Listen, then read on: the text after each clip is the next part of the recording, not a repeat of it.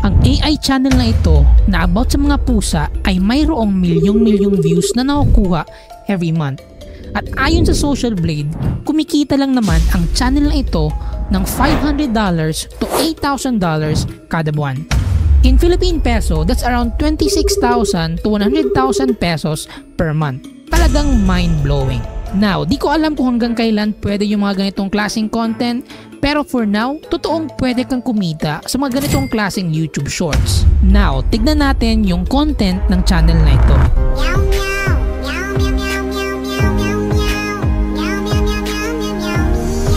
As you can see, napakadali lang niyang gawin and it's insanely engaging. At ngayon, it has low competition at the moment. So talagang kapag ginawa natin ito, meron tayong chance na kumita dito.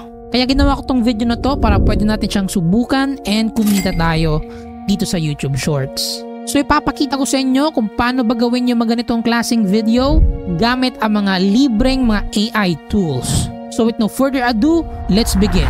Step 1. Create a storyboard. So punta tayo sa ChatGPT and then click natin new chat. So ilagay natin dito, write me a short story about a cat's adventure to McDonald's. So eto na yung story na binigay ni ChatGPT. And then yung next na gagawin natin is now give me a scene by scene detailed AI image prompts for the story. So ito na yung mga image prompts na gagamitin natin para makagawa tayo ng mga images or pictures na gagamitin natin sa ating video. Step 2 is generating visuals. So meron tayong dalawang paraan para gawin to. Ito yung una. Punta tayo sa website na playgroundai.com and then dito natin gagawin yung mga AI images. Para magawa natin yon, just click create and then mapupunta tayo dito. And then ilalagay lang natin sa box na to yung prompt na binigay ni ChatGPT kanina. So kunin lang natin, copy and then paste and then dito sa taas i-adjust lang natin. May mili tayo ng style na gusto natin. Para sa akin, ang pinakamaganda dito is yung cinematic. Click lang natin yung cinematic. And then, ilalagay lang natin dito sa bandang huli na yung gusto natin is yung animation style. Animation style. And then, i-clarify lang natin kasi yung nakalagay kasi dito sa ChatGPT, whiskers lang. Pangalan ng pusa. So, i-clarify ko lang dito. Cat. And then, that's it. So, click lang natin yung generate. Okay. So, eto na siya. Eto na yung AI image natin. So, gawin lang natin sa lahat ng prompt na binigay ni ChatGPT. From scene 1 to scene 9. Yung next method naman natin is dito sa CapCut. So guys, yung CapCut meron na siyang AI generated images na pwede nating gamitin. So napaka cool. It's for free. Okay? Para sa akin, ito yung pinaka the best software, editing software nowadays kasi nga sobrang daming features na ng CapCut. So kung wala pa kayong CapCut, mag-download na kayo. Itong video na to hindi sponsored pero napakaganda ng CapCut ngayon. Okay, so para mag-generate tayo ng AI images, just click AI generated nandito sa taas and then ilalagay lang natin yung prompt na binigay ni ChatGPT. Bam! And then click generate. So as you can see, meron tayong 4 na pwedeng pagpilian and then click lang natin itong plus sign. Then mapupunta na siya dito. So meron na tayong pusa. So ikaw, katulad ko na gumagamit ng CapCut para sa editing, ito yung mas madaling paraan. Kaso nga lang, of course, mas high quality yung Playground AI na website. Pero ang mga ganitong klaseng AI generated images na nandito sa CapCut, pwede na. Maganda na rin. Okay, so i-generate natin lahat ng AI prompts na binigay ni ChatGPT dito na lang sa CapCut mismo kasi dito tayo mag-edit para mas madali na rin. So bago yan, itong ratio muna, change natin sa 9:16 and then palakihin lang natin itong AI image para mag-fit dito sa ating bagong size. Yan, so napakasimple lang. Punta tayo ulit sa AI generated and then ilalagay natin yung mga prompts na binigay ni ChatGPT. So around scene 9. So 9 na scenes yung gagawin natin. So scene number 2, copy lang natin, bam. And then ito yung scene number 2, tignan natin kung maganda ba yung ibibigay ni CapCut. So eto siya. So maganda na rin, so click lang natin yung plus. And then lalagyan natin siya dito.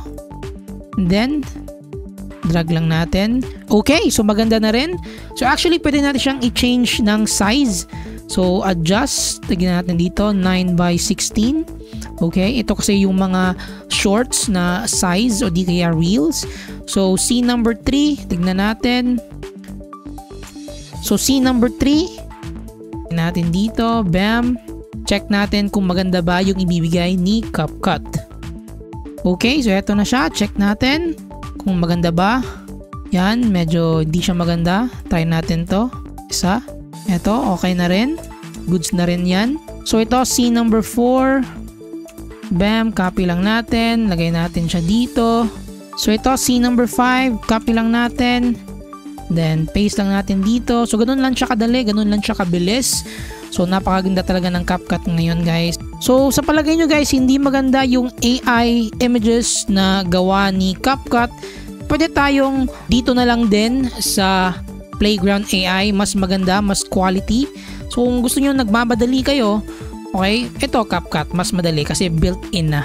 So gagawin lang natin to hanggang scene number 9. Step 3 is the final video editing. So dito lang din tayo mag-i-edit sa CapCut. So the first thing that we need to do is i-download yung video na nanggaling sa channel and then kunin yung music. So di-download ko na yung video. So import ko na lang dito and then lalagay ko dito sa CapCut and then i-extract ko yung audio. And then itong audio, ito yung gagamitin natin. So ito yung magsisilbing guide natin. So i-adjust lang natin yung haba ng mga images. So para ma-adjust, drag lang natin, click natin yung image and then drag hanggang sa hindi na siya masyadong mahaba. Okay? And then pagkatapos natin lagyan ng music and then na-adjust na natin yung haba niya, lagyan natin ng transitions. So maraming magagandang transitions dito sa CapCut. So kagaya nito, pull out.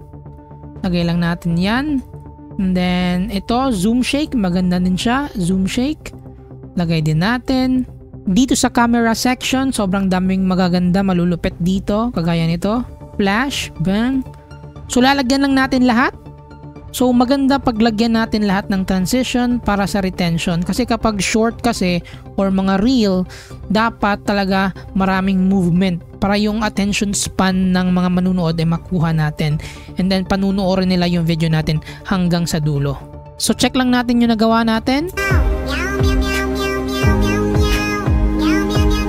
Okay, so parang katulad talaga nung nasa channel na kumikita ng malaki. So lalagyan pa natin siya ng movement kagaya ng zoom in. So para sa zoom in, dito lang tayo sa effects. And then search natin zoom. So ito, drag lang natin sa clip. Bam. Then a-adjust lang natin yung speed para hindi siya masyadong mabilis. So check natin. Okay, maganda na. So, adjust pa natin yung speed, yung vertical, yung range, horizontal para talaga slow lang. Okay, parang ganon. So, lalagyan lang natin lahat. Adjust natin yung speed, yung vertical, yung horizontal. So, meron pa tayong nakitang ibang zoom. Punta tayo dito sa lens. Ito mas magandang zoom to.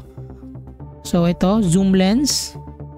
Drag lang natin dito sa picture and then adjust natin yung speed and range. Okay, nandito siya sa effects and then lens and then ito, zoom lens. Okay, magkaiba to sa kanina.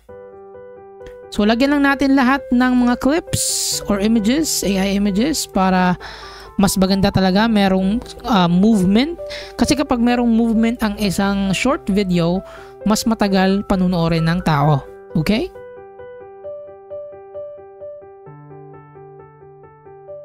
Okay, para mas gumanda pa and makakuha tayo ng higher retention sa ating short video, pwede natin siya lagyan ng effects. So ito yung sinasabi ko, punta tayo dito sa nature. Okay, dito sa nature, meron tayong makita dito mga magagandang effects kagaya ng lightning or rain effect or fog. So para mas cinematic siya. So pwede tayong maglagay ng mga effects kagaya ng ito, soft roast. Okay? Tingnan natin. Okay? So mga ganito para mas maging engaging yung video and makakuha tayo ng mas mataas na retention. So actually meron din tayong rainy season dito. Cherry blossom. Let's check it.